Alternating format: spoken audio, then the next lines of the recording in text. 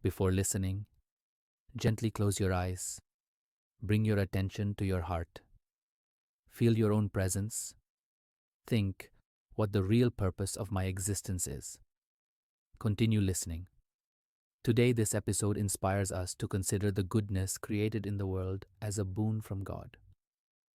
Mr. Quester had been obsessed with a very difficult question for many years. He was the author of the Kid New column in the Chicago Tribune.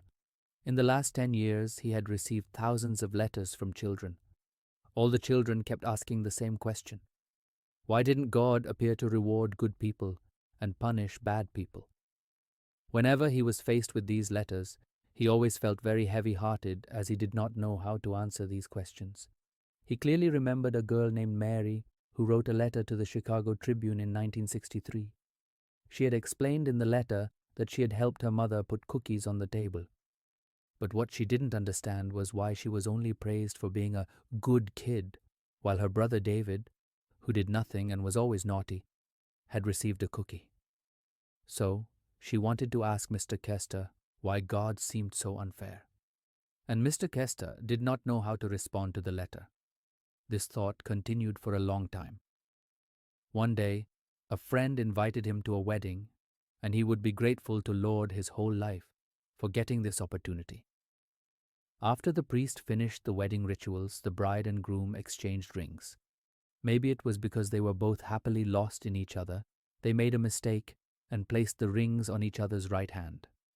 When the priest saw this, he humorously reminded them, "The right hand is already quite right. I think you should use them to decorate the left hand." This humorous response had a great impact on Mr. Kester, and he got a great inspiration from within on how to answer all those letters.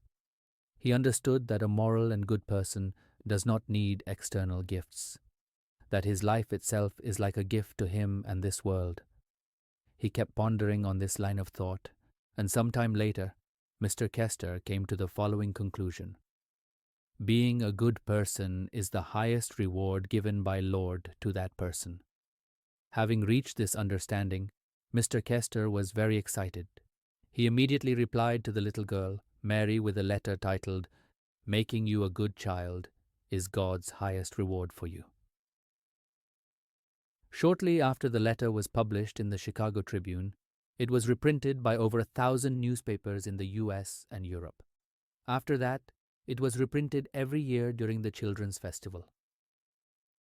Being a good person who does not depend on the support of others to grow is indeed a gift from God.